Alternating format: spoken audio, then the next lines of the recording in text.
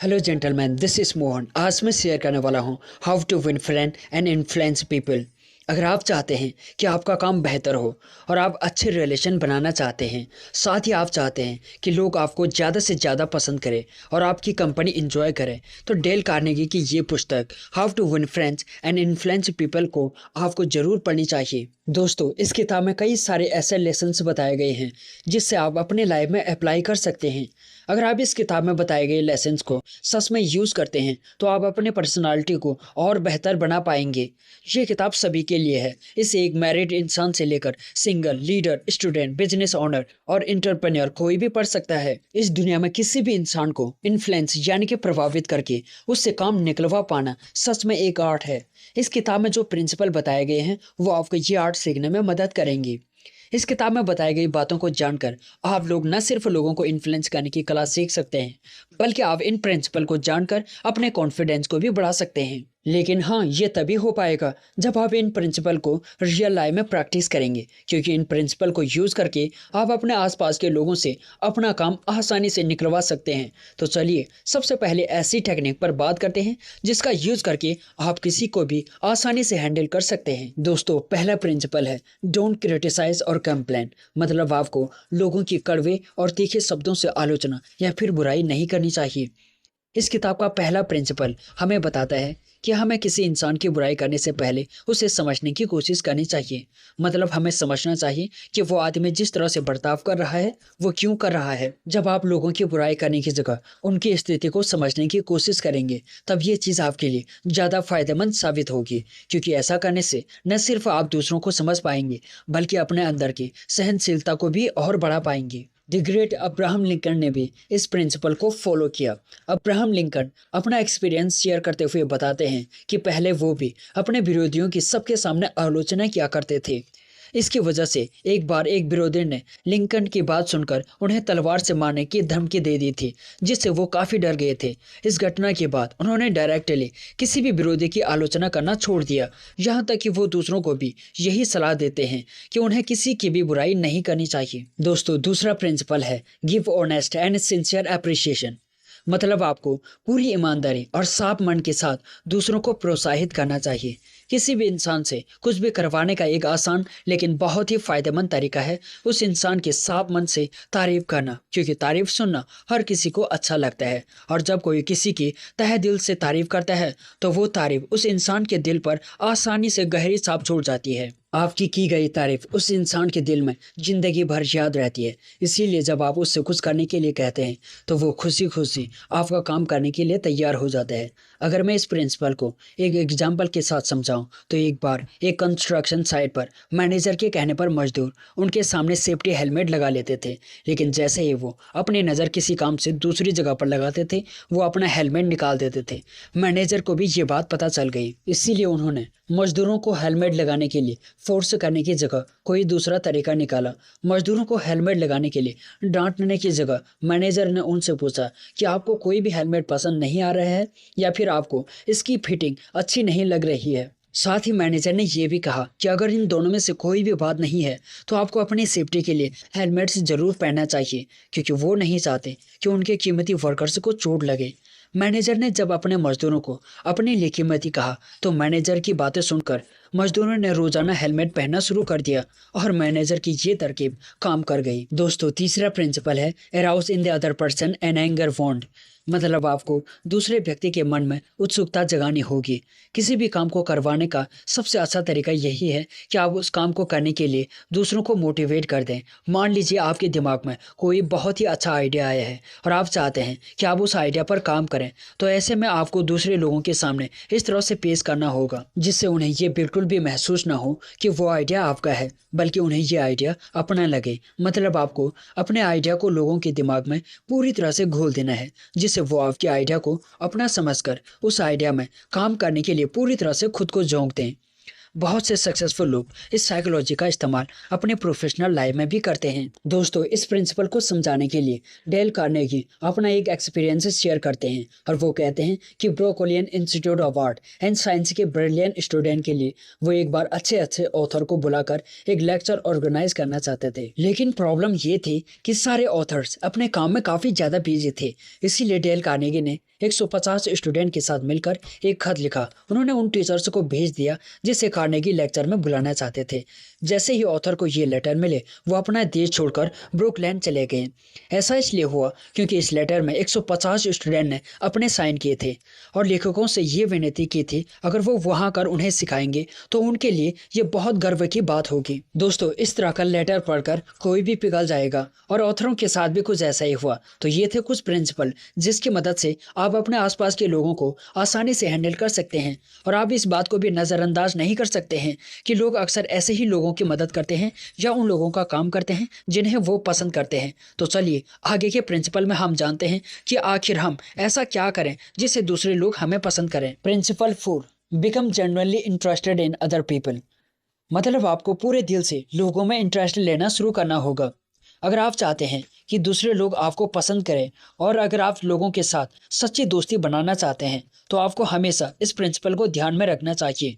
पूरे दिल से दूसरों में इंटरेस्ट लेने का मतलब होता है अगर आप चाहते हैं कि वो इंसान आपका दोस्त बन जाए तो आपको सच्चे दिल से उसके बारे में सोचना चाहिए और उसे अपना कीमती वक्त देना चाहिए। क्योंकि सच्ची दोस्ती में काम करने के लिए आप स्वार्थ को बीच में नहीं ला सकते, क्योंकि जब सेल्फिशनेस सामने रहती है तब सच्ची दोस्ती कभी भी कम नहीं होती है।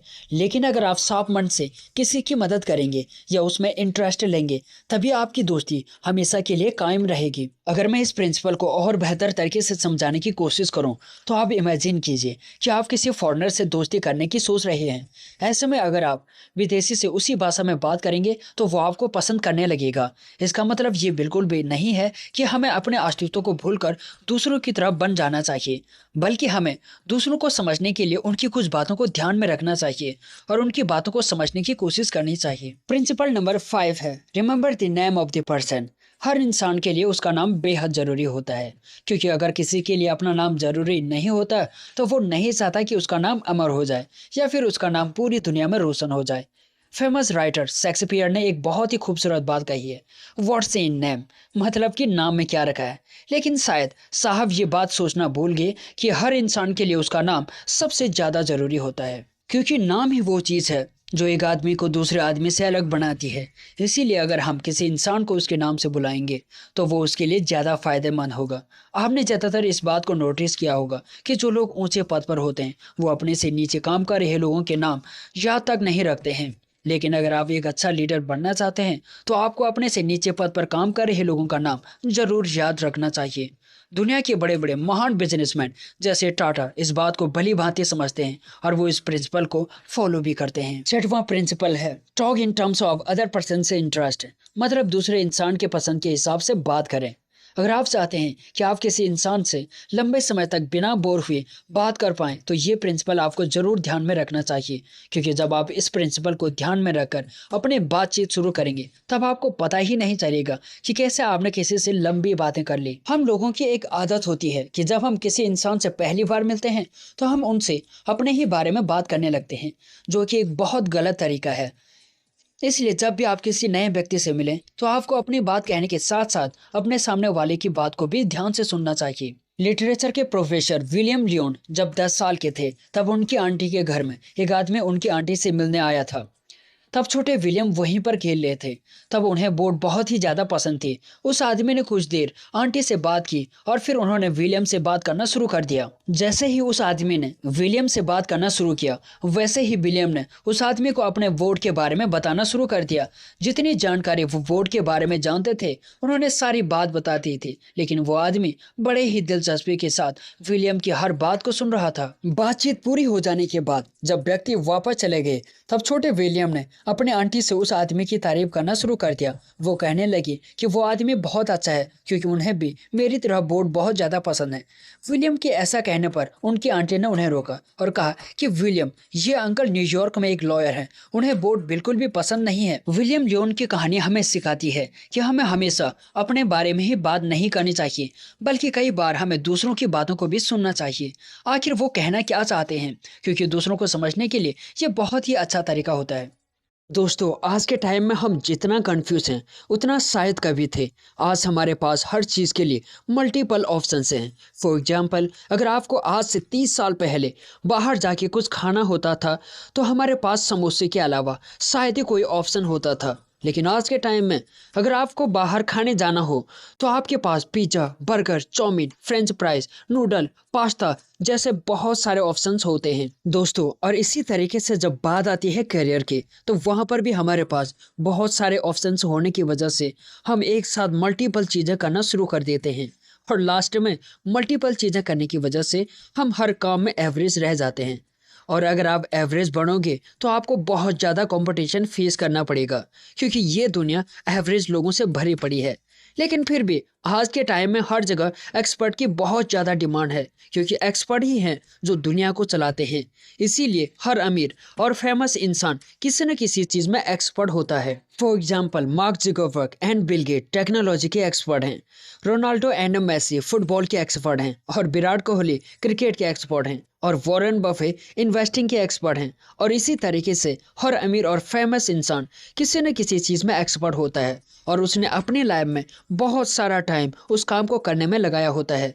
वहीं एक मीडियोकर इंसान ट्रेंड को फॉलो करके अपना प्रोफेशन और इंटरेस्ट चेंज करता रहता है, और एट द एंड वो कुछ भी अचीव नहीं कर पाता है। अगर आप भी किसी बड़ी कंपनी को ध्यान से देखोगे तो आपको पता चलेगा कि हर हाईली सक्सेसफुल कंपनीज भी बस अपने एक प्रोडक्ट या सर्विस के लिए जानी जाती है। फॉर एग्जाम्पल जैसे कोलोनेल सैंडर्स ने KFC की शुरुआत बस एक सिंगल किचन रिसाइप से की थी। इंटेल कंपनी का मैक्सिमम रेवेन्यू आज भी माइक्रो प्रोसेसर से आता है, और स्टारबक्स कॉफ़ी सेल करके अपना मैक्सिमम प्रॉफिट जनरेट करते हैं। इसीलिए अपना वन थिंग फाइंड करना हर किसी के लिए इम्पोर्टेंट है, फिर चाहे वो इंसान हो या कोई कंपनी। अगर आपको अपना वन थिंग पता नहीं है तो वन थिंग को ढूंढना ही आपका वन थिंग है। और अगर आपको ये जानना है कि सक्सेसफुल लोग इतना एक्स्ट्रा ऑर्डिनरी रिजल्ट कैसे अचीव कर लेते हैं, तो आपको द डोमिनो इफेक्ट को समझना होगा। दोस्तों अब बात करते हैं इक्वली इज अ लाई। हम में से बहुत सारे लोगों को हर चीज़ इक्वली इम्पोर्टेंट और अर्जेंट लगता है, और इसीलिए हम मैक्सिमम टाइम काम करने के बावजूद भी कुछ खास अचीव नहीं कर पाते हैं। और जब हर चीज़ हमको अर्जेंट और इक्वली इम्पोर्टेंट लगने लगता है तो हम बिजी हो जाते हैं। और जैसा कि हेनरी डेविड का एक फेमस कोट है, बस बिजी होना काफ़ी नहीं है, क्योंकि बिजी तो चीटियाँ भी होती हैं। इसीलिए इम्पोर्टेंट ये है कि आप किस चीज़ में बिजी हैं। अब बात करते हैं 80-20 प्रिंसिपल के बारे में। 80-20 प्रिंसिपल के अकॉर्डिंग आपका केवल 20% काम आपके लिए 80% रिजल्ट प्रोड्यूस करता है, और आपका 80% काम 20% रिजल्ट प्रोड्यूस करता है। इसीलिए पूरे दिन बिजी रहने से अच्छा है कि आप बस वो 20% काम करें जिससे आपको 80% रिजल्ट मिलते हैं। दोस्तों अब बात करते हैं मल्टीटास्किंग इज अ लाई की। आज के टाइम में मल्टीटास्किंग वर्ल्ड को बहुत ज़्यादा कूल और फैसिनेटिंग माना जाता है, क्योंकि हमको लगता है कि मल्टीटास्किंग से हम कम टाइम में ज़्यादा काम कर पाते हैं। लेकिन ऑथर के अकॉर्डिंग मल्टीटास्किंग ना तो एफिशिएंट है और ना ही इफेक्टिव। हम जिसे मल्टीटास्किंग कहते हैं असल में वो स्विचिंग होती है, क्योंकि जब आप मल्टीटास्किंग करते हैं तो आप एक साथ दो काम नहीं करते, बल्कि आप एक काम से दूसरे काम पर लगातार स्विच करते हो। फॉर एग्जाम्पल जब आप कार ड्राइविंग करते हैं और मोबाइल चलाते हैं तो आप ड्राइविंग और मोबाइल यूज़ दोनों साथ साथ नहीं करते, बल्कि आप अपना फोकस लगातार स्विच करते हैं। आप मल्टीटास्किंग कर तो सकते हैं, बट एक साथ मल्टीपल चीज़ों के ऊपर फोकस नहीं कर सकते हैं। और अगर आप किसी भी काम को बिना फोकस के करोगे तो आपको काम करने में नॉर्मल समय से ज़्यादा टाइम लगेगा। इसीलिए इनडायरेक्टली आप मल्टीटास्किंग करके अपना टाइम वेस्ट करते हो। दोस्तों कई रिसर्चर्स बताते हैं कि हम अपने वर्क टाइम का 28% टाइम मल्टीटास्किंग की वजह से वेस्ट कर देते हैं। यानी कि अगर आप डेली 10 आवर काम करते हैं तो आप 2 आवर 48 मिनट तो बस मल्टीटास्किंग करने की वजह से वेस्ट कर देते हैं। यानी कि अगर आप आज से मल्टीटास्किंग करना बंद करते हैं तो आप डेली अपने लगभग 3 आवर बचा सकते हैं। मल्टीटास्किंग से रिलेटेड सारे फैक्ट जानने के बावजूद भी आप मल्टीटास्किंग को अचानक से नहीं छोड़ सकते, क्योंकि मल्टीटास्किंग अब हमारे लिए एक आदत बन चुकी है। और हम जब भी मल्टीटास्किंग करते हैं तो हमारा ब्रेन डोपामाइन रिलीज करता है, जिससे हमें एक सेंस ऑफ सेटिस्फैक्शन मिलता है। इसीलिए मल्टीटास्किंग को अचानक से छोड़ना बहुत ज़्यादा मुश्किल हो जाता है, क्योंकि मल्टीटास्किंग की आदत होने की वजह से हमारा ब्रेन कभी भी एक काम के ऊपर फोकस नहीं कर पाता है। रिसर्च के अकॉर्डिंग एक एवरेज इंसान हर 11 मिनट में डिस्ट्रैक्ट होता है, और फिर वो अपने दिन का 1/3 टाइम बस खुद को डिस्ट्रैक्शन से रिकवर करने में ही लगा देता है। दोस्तों अब बात करते हैं चूज हैबिट नॉट डिसिप्लिन। जब भी हम किसी सक्सेसफुल इंसान को देखते हैं तो हमें लगता है कि वो बहुत ज़्यादा डिसिप्लिन है, लेकिन सच तो ये है कि उन्होंने ऐसी हैबिट बिल्ड की हुई है अब उनको डिसिप्लिन की ज़रूरत ही नहीं पड़ती है। और इसी तरह अगर आप अच्छी आदतें डेवलप कर लेते हैं तो आपको भी डिसिप्लिन रहने की कोई ज़रूरत नहीं है और आपका सारा काम एक मोमेंटम में अपना आप ही चला जाएगा। लेकिन इसका मतलब ये बिल्कुल भी नहीं है कि आपको डिसिप्लिन की बिल्कुल भी ज़रूरत नहीं है।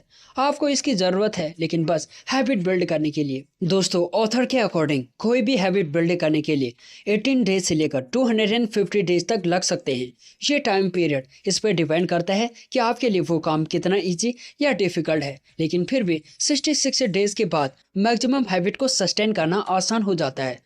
सुपर सक्सेसफुल लोग कोई सुपरमैन नहीं होते हैं, उन्होंने बस सेलेक्टिव डिसिप्लिन को यूज़ करके पावरफुल हैबिट को डेवलप किया होता है, जो कि आप भी कर सकते हैं। दोस्तों, बस आपको इस बात का ध्यान रखना होगा कि आप कभी भी अचानक से मल्टीपल हैबिट डेवलप करने की कोशिश ना करें, बल्कि एक एक करके लगातार अच्छी हैबिट को डेवलप करें।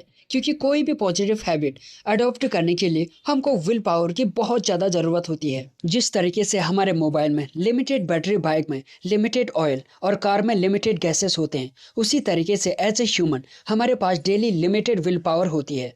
इसीलिए हमें डेली सबसे पहले वो काम करनी चाहिए जो कि वन थिंग से रिलेटेड हो और जो हमको सबसे ज़्यादा रिजल्ट ला कर दे। फॉर एग्जाम्पल, अगर आप एक आर्टिस्ट हैं तो आपके लिए वो एक काम अपने आर्ट की प्रैक्टिस करना हो सकता है, और अगर आप एक स्टूडेंट हैं तो आपके लिए वो एक काम अपने सब्जेक्ट की पढ़ाई करना हो सकता है। हमेशा याद रखें, आपके पास विल पावर बहुत लिमिटेड है और इसीलिए आपको इसे बहुत अच्छे से मैनेज करना होगा और हमेशा उन टास्कों को प्रायोरिटी पर रखना होगा जो कि आपके वन थिंग से रिलेटेड हो। हर रोज़ खुद से ये सवाल पूछें कि ऐसी कौन सी चीज़ है जो करने से आपके लिए बाकी सारी चीज़ें ईजी या अननेसेसरी हो जाएंगी। इस सवाल का जवाब ढूंढने में आपको थोड़ा टाइम लग सकता है, लेकिन जब भी आप इस सवाल का जवाब जानने के बाद अपना दिन शुरू करोगे तब आप मैक्सिमम प्रोडक्टिविटी अचीव कर पाओगे। दोस्तों, क्योंकि जो लोग एक्स्ट्रा ऑर्डिनरी रिजल्ट अचीव करते हैं वो उस रिजल्ट को अचीव करने के लिए एक्स्ट्रा आवर्स काम नहीं करते हैं, बल्कि वो अपने वर्किंग आवर में ही एक स्पेसिफिक गोल के लिए फोकस्ड तरीके से काम करते हैं। आपको अपना वन थिंग अचीव करने के लिए खुद से 3 कमिटमेंट करने होंगे। पहला, follow the path of mastery. दूसरा, move from E to P. तीसरा, लाइव द अकाउंटेबिलिटी साइकिल। दोस्तों, अब बात करते हैं follow the path of mastery. किसी भी फील्ड में एक्स्ट्रा ऑर्डिनरी रिजल्ट अचीव करने के लिए आपको उस फील्ड में मास्टरी हासिल करनी होगी, और मास्टरी कोई 1 या 2 दिन की प्रैक्टिस से हासिल होने वाली चीज़ तो बिल्कुल भी नहीं है, बल्कि मास्टरी के लिए आपको कोई भी चीज़ 10,000 आवर तक प्रैक्टिस करनी होगी। जितनी जल्दी आप ये 10,000 आवर की प्रैक्टिस पूरा कर लोगे, उतनी ही जल्दी आप अपने फील्ड में एक्सपर्ट बन जाओगे। इसीलिए जब आप किसी ऐसे इंसान को देखते हो जो बहुत ही कम उम्र में सक्सेसफुल बन गया है, तो आप समझ जाना कि उसने अपनी प्रैक्टिस काफ़ी छोटी उम्र में शुरू कर दिया होगा। फॉर एग्जाम्पल, फेसबुक के CEO मार्क जुकरबर्ग 23 साल की उम्र में ही बिलियनर बन गए थे। इसके लिए उन्होंने 10 साल की एज से ही कोडिंग और प्रोग्रामिंग सीखना शुरू कर दिया था। तो अगर आप भी डेली 4 आवर, वीक में 5 डेज और ईयर में 50 वीक्स अपने वन थिंग पे काम करते हो, तो आप बड़े आराम से 10 साल बाद किसी भी फील्ड में एक्सपर्ट बन सकते हो। बहुत सारे सक्सेसफुल लोगों का ये भी मानना है कि अगर आप उनके सक्सेस के पीछे की हार्ड वर्क और पेशेंस को देखोगे तो आपको उनकी सक्सेस देखकर कोई भी हैरानी नहीं होगी। दोस्तों, अब बात करते हैं move from E to P, यानी कि एंटरप्रेन्योरल मेंटालिटी छोड़कर आपको पर्पसफुल मेंटालिटी अडॉप्ट करना चाहिए। बहुत सारे लोग किसी भी काम में अपना बेस्ट देने की पूरी कोशिश करते हैं, और इसे ही ऑथर एंटरप्रेन्योरल मेंटालिटी कहते हैं। और entrepreneurial mentality extra ordinary result achieve करने के लिए काफ़ी नहीं होती है। ऑथर के अकॉर्डिंग आपको पर्पसफुल मेंटालिटी अडॉप्ट करना चाहिए, यानी कि किसी भी काम को इतने अच्छे से करें जितने अच्छे से वो किया जाना चाहिए, ना कि इतने अच्छे से जितना कि आप कर सकते हैं। जब आप एंटरप्रेन्योरल मेंटालिटी से पर्पसफुल मेंटालिटी की तरफ मूव करते हैं, तब आप अपनी ही लिमिट को पुश करते हैं। दोस्तों, अब बात करते हैं लिव द अकाउंटेबिलिटी साइकिल। आप कितना एफर्ट डालते हैं और आपको कैसे रिजल्ट मिलते हैं, ये दोनों चीज़ एक दूसरे से कनेक्टेड हैं। आपके रिजल्ट आपके एफर्ट को रिप्रेजेंट करते हैं और आपके एफर्ट आपके रिजल्ट को डिसाइड करते हैं। इसीलिए जब आप खुद को रिजल्ट के लिए अकाउंटेबल मानते हैं, तभी आप अपने रिजल्ट को चेंज कर सकते हैं। क्योंकि जब आप खुद को रिजल्ट के लिए अकाउंटेबल मानते हैं, तब आप अपने डिज़ायर रिजल्ट को अचीव करने के लिए अपने एक्शंस में चेंजेस करते हैं। और जब आप खुद को अकाउंटेबल नहीं मानते हैं, तब आप सिचुएशंस को ब्लेम करके खुद को विक्टिम बना लेते हैं। Think like an entrepreneur book summary. दोस्तों, आज मैं आपके लिए एक बहुत ही बढ़िया बुक समरी लेकर आया हूँ जो सिर्फ उनके लिए लिखा गया है जो खुद को एक एंटरप्रेन्योर के रूप में देखना चाहते हैं।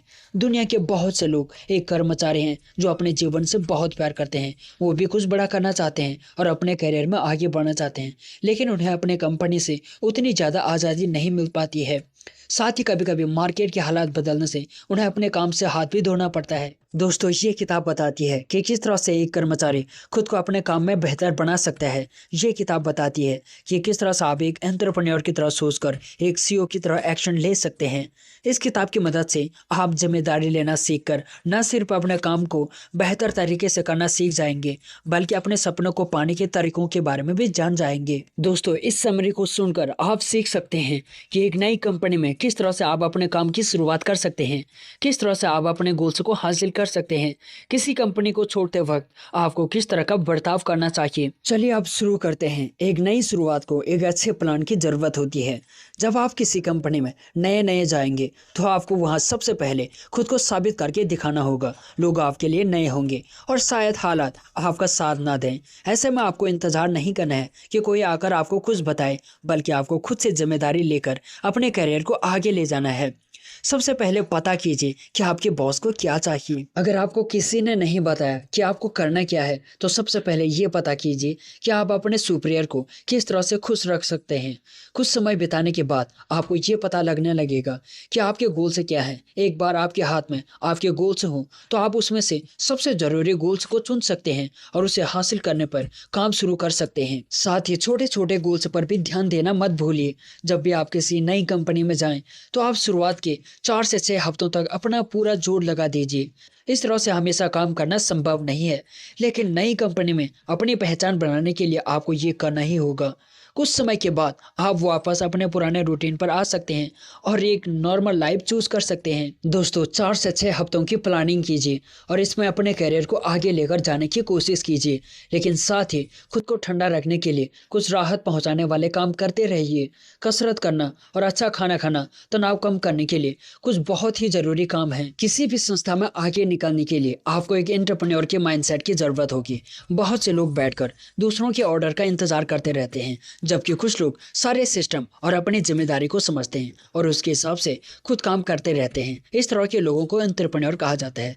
एंटरप्रेन्योर को पता होता है कि उन्हें क्या करना है और वो बिना किसी ऑर्डर का इंतजार किए अपना काम करने लगते हैं। वो पहले आइडिया को तब तक बेहतर बनाते रहते हैं जब तक वो कामयाब ना हो जाए। आगे निकलने के लिए आपको भी एक एंटरप्रेन्योर बनना होगा। एंटरप्रेन्योर बनने के लिए आपको सबसे पहले ये समझना होगा कि आपकी कंपनी या आपकी संस्था किस मकसद को हासिल करने के लिए काम करती है। इसके बाद आपको खुद से प्लान बनाना होगा और ये सोचना होगा कि किस तरह से आप अपनी कंपनी को आगे लेकर जा सकते हैं। दोस्तों, आपको ये समझना होगा कि आपका बिजनेस किस तरह से काम कर रहा है। आपको ये जानना होगा कि प्रोडक्ट की मार्केटिंग कैसे होती है, अलग अलग डिपार्टमेंट किस तरह से काम करते हैं। आपको अपनी कंपनी के हर पहलू को अच्छे से समझना होगा ताकि आप जान सकें कि आपके काम का क्या महत्व है। जब तक आप बड़े पिक्चर को नहीं देखेंगे तब तक आपको अपने काम का महत्व समझ नहीं आएगा। साथ ही आप अपने ग्राहकों को भी समझिए और ये देखिए कि आपकी कंपनी किस तरह से ग्राहकों की जिंदगी बदलने का काम कर रही है। फिर देखिए कि आप किस तरह से उन्हें अच्छी सर्विस दे सकते हैं। अपने साथ काम करने वाले कर्मचारियों पर भी ध्यान दीजिए और ये सोचिए कि आप कंपनी के कल्चर को बेहतर बनाने के लिए क्या कर सकते हैं। अंत में हारने से दोस्ती कर लीजिए, क्योंकि ये आपका पीछा कभी नहीं छोड़ने वाला। आप इससे मत डरिए, वरना आप नए काम करने और रिस्क लेना बंद कर देंगे। कभी भी मौका का फायदा उठाने से पीछे मत हटिए। रिजेक्शन सहना जिंदगी का एक बहुत बड़ा हिस्सा है। आपको इससे निकलने के तरीके सीखने होंगे। जितने भी महान लोग बने हैं उन्हें बहुत से लोगों ने निकम्मा समझकर रिजेक्ट किया। महानता के रास्ते में आपको रिजेक्शन नाम का एक बहुत बड़ा पड़ाव जरूर मिलेगा। ऐसे में शिकायत करने के बजाय आपको इससे निकलने के तरीके सीखने चाहिए।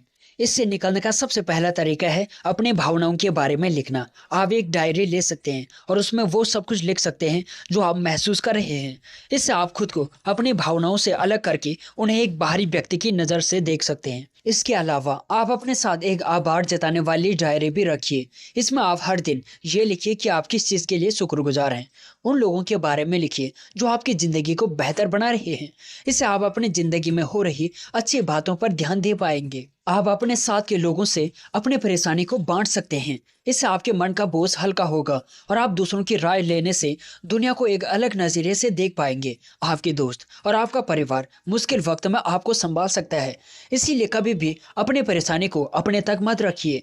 आप उन लोगों का धन्यवाद कीजिए जिन्होंने अब तक आपकी मदद की है। इससे आप अपने रिश्तों को मजबूत बना सकते हैं। इससे आगे चलकर वो रिश्ते आपके काम आ सकते हैं। एक सीईओ की तरह सोचकर आप खुद को आने वाले हालात के लिए तैयार कर पाएंगे।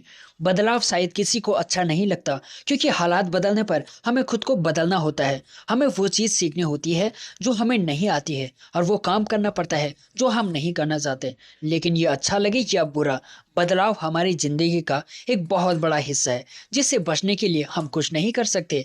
ऐसे में हम इसके लिए खुद को तैयार करना सीख सकते हैं। इसीलिए आपको एक सीईओ की तरह सोचना होगा। आपको ये देखना होगा कि आपकी कंपनी किस तरह से काम कर रही है, और बदलती सरकार, बदलते नियम और बदलते मार्केट के हिसाब से आपकी कंपनी में क्या बदलाव आ सकते हैं। आपको ये देखना होगा कि वो बदलाव क्यों ज़रूरी है, और इसके हिसाब से आपको अपनी ज़िंदगी और आपकी कंपनी का बदलना क्यों ज़रूरी है। इन बातों पर लगातार ध्यान देते रहने से होने वाले बदलाव के बारे में पहले ही पता लगा सकते हैं, और उसके हिसाब से खुद को बदलने के लिए प्लान बना सकते हैं। आप सिर्फ अपनी ज़िंदगी के बारे में मत सोचिए, बल्कि एक बड़े पिक्चर को देखिए। ये देखिए कि उस बदलाव के होने से आपके साथ साथ कितने सारे लोगों पर असर होगा, किन लोगों को फ़ायदा होगा और किससे नुकसान होगा। इससे आप उस बदलाव को पर्सनली नहीं लेंगे।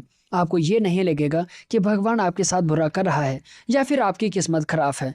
जब आप ऐसा नहीं सोचेंगे तो आपको ये लगेगा कि आप हालात को काबू कर सकते हैं, और आप उससे बाहर निकलने का रास्ता भी ढूंढ ही लेंगे। जब आप इन समस्याओं को पहले ही भांप लेंगे तो आप पैसों का इंतजाम भी कर लेंगे। इससे आप भविष्य में आने वाली परेशानियों को कुछ हद तक सुलझा लेंगे और अपने ऊपर के प्रेशर को कम कर पाएंगे। जब आप भविष्य की चिंता से आज़ाद होंगे तो आप इस समय के कामों पर अच्छे से ध्यान दे पाएंगे। तारीफ को अपनाना सीखिए, क्योंकि इससे आप खुद के परफॉर्मेंस को अच्छा बना सकते हैं। बहुत बार जब हमारे काम के लिए कोई हमारी तारीफ करता है तो हम अच्छा बढ़ने के लिए कहते हैं, अरे इसमें क्या बड़ी बात है, ये तो कुछ भी नहीं था। लेकिन इस तरह का बर्ताव आप न सिर्फ खुद को बल्कि सामने वाले के मूड को भी खराब कर रहे होते हैं। सबसे पहले तो जो व्यक्ति आपकी तारीफ कर रहा है वो आपके उस काम को लेकर पॉजिटिव महसूस कर रहा है। जब आप उसे ये एहसास दिलाते हैं कि वो काम तो कुछ भी नहीं था, या सारा क्रेडिट किसी दूसरे व्यक्ति को दे रहे होते हैं, तो आप सामने वालों को ये बता रहे होते हैं कि आप उस तारीफ के लायक नहीं हैं। उस वजह से वो व्यक्ति अगली बार आपकी परफॉर्मेंस पर ज़्यादा तारीफ नहीं करेगा। साथ ही आप जब उस तारीफ को अपना नहीं रहे होते हैं तो खुद का एक इनाम लेने से इनकार कर रहे होते हैं। तारीफ से आपको एक एनर्जी मिलती है जिससे आप अपने काम को बेहतर तरीके से कर पाते हैं। उस चीज़ को न अपनाने से आप अपने काम में बेहतर नहीं बन सकते हैं। तो आखिर किस तरह से आप अपने तारीफ को अपना सकते हैं। Activate your brain book summary. दोस्तों, एक्टिवेट यूर ब्रेन हमें बताती है कि हमारा दिमाग कैसे काम करता है और कैसे हम इस पर काबू पा सकते हैं। बहुत सारी साइंटिफिक स्टडीज़ और रिसर्च हमें बताती है कि कैसे हम अपने दिमाग की ताकत को बढ़ाकर उससे अच्छे से इस्तेमाल कर सकते हैं और सफलता हासिल कर सकते हैं। तो चलिए शुरू करते हैं। दिमाग शरीर का अहम हिस्सा है। हम रोज़ जो भी काम करते हैं उसमें दिमाग का बहुत बड़ा भाग होता है। इसीलिए ये बेहद ज़रूरी है कि हम इसके काम करने के तरीक़ों के बारे में जानें और उस जानकारी की मदद से हम अपने दिमाग का ख्याल रखें। ये किताब हमें बताती है कि हमारा दिमाग किन किन भागों में बटा हुआ है और उन भागों का क्या काम है। इस किताब की मदद से हम सीखेंगे कि कैसे हम अपने रिश्ते मजबूत बना सकते हैं, और अंत में हम देखेंगे कि कौन कौन से तरीक़ों से हम अपने दिमाग को सेहतमंद और बीमारियों से दूर रख सकते हैं, जिससे दिमाग हमेशा हमारा साथ देता रहे। दोस्तों, वो क्या है जो हमें जानवरों से अलग बनाता है? इच्छा शक्ति कैसे आपको सफलता दिलाने में आपकी मदद कर सकती है? नींद और आराम क्यों आपके दिमाग के लिए बेहद ज़रूरी हैं? हमारा दिमाग 3 भागों में बटा हुआ है। दोस्तों, ऑथर कहते हैं पिछले 20 सालों में हमने जो जानकारी हासिल की है उससे ये पता चला है कि हमारे दिमाग को 3 भागों में बांटा जा सकता है, जिसमें से 2 भाग चिंपैंजी से मिलते हैं और 1 भाग हमें उनसे अलग करता है। आइए देखें कि ये 3 भाग कौन से हैं और इनका क्या काम है। हमारे दिमाग का पहला भाग रेप्टिलियन ब्रेन है। ये हमारे दिमाग का वो हिस्सा है जिसे हम काबू नहीं कर सकते हैं। ये दिमाग हमारे शरीर की ज़रूरतों के हिसाब से काम करता है। जैसे जब आपके शरीर में एनर्जी की कमी होने लगती है, तब आपको भूख लगने लगती है। भूख का एहसास दिलाने का काम इस दिमाग का है, जिसे हम काबू नहीं कर सकते हैं। अगर आप चाहें कि खाना खाने के बाद तुरंत बाद आपको फिर भूख लग जाए, तो आप ऐसा नहीं कर सकते हैं। हमारे दिमाग का दूसरा भाग है मैमेलियन ब्रेन। दिमाग का ये हिस्सा हमारे आसपास मौजूद खतरे को मापने का काम करता है। दिमाग के इसी हिस्से की वजह से हम भावनाओं को महसूस कर पाते हैं। डर, गुस्सा, खुशी, दुख जैसी दूसरी भावना पैदा करने का काम इस दिमाग के हिस्से का काम होता है। हमारे दिमाग का तीसरा पार्ट होता है ह्यूमन ब्रेन। दिमाग का यही हिस्सा हमें दूसरे जानवरों से अलग बनाता है। इस हिस्से का काम होता है सूझबूझ से काम लेना, भावनाओं पर काबू पाना, अपने आसपास की चीज़ों को समझना। मैमेलियन ब्रेन और ह्यूमन ब्रेन एक साथ काम करते हैं। मैमेलियन हमारे अंदर भावनाएं पैदा करता है और ह्यूमन ब्रेन समय और हालात के हिसाब से उसे काबू करता है। मान लीजिए कि आप किसी मीटिंग में बैठे हो और अचानक आपको एक पुराना चुटकुला याद आ गया है। आप जोर जोर से हंसने ही वाले थे कि आपको याद आ गया कि आप मीटिंग में हैं। यहाँ पर याद दिलाने का काम ह्यूमन ब्रेन ने किया। हमारे दिमाग के केमिकल हमें काबू करते हैं, लेकिन हम भी उन्हें काबू कर सकते हैं।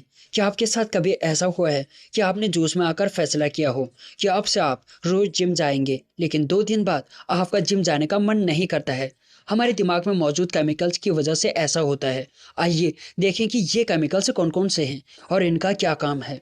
दोस्तों, दिमाग के कुछ केमिकल हमें खुशी महसूस करने में मदद करते हैं। डोपामाइन हमें आराम दिलाता है।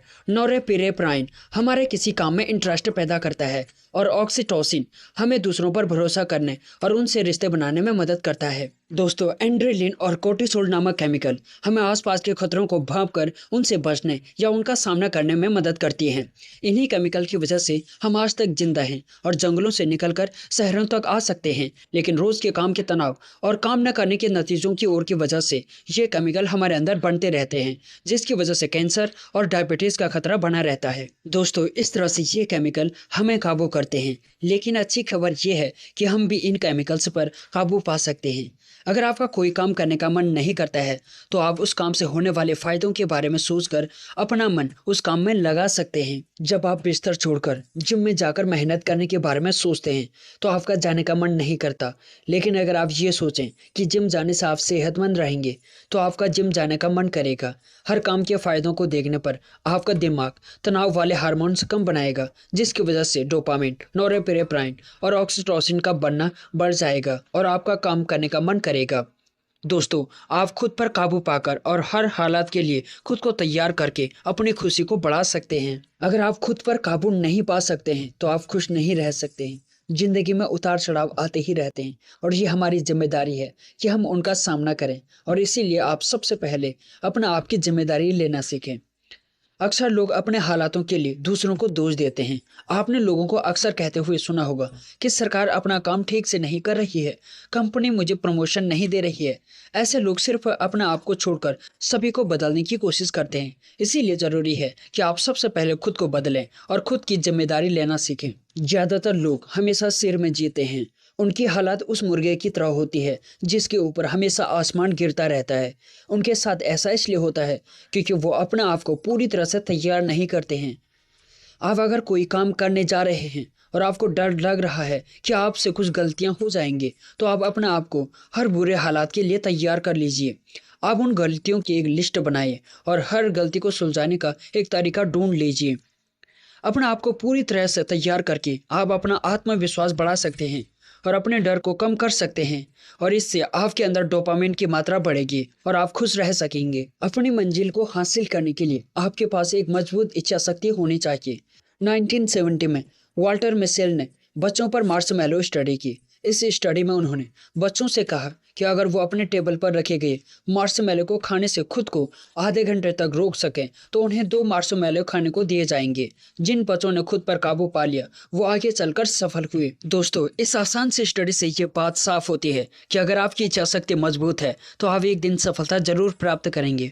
सफलता पाने के लिए सबसे पहले आपको अपने मन पर काबू पाकर उसे सही जगह पर लगाना होगा। हमें अपने दिमाग को एक जगह पर फोकस करना सीखना होगा। अगर आप सोचते हैं कि आप 2 काम एक साथ कर लेंगे, तो आप एक भी काम नहीं कर पाएंगे। हमारा दिमाग एक बार में सिर्फ एक ही चीज़ पर फोकस कर सकता है।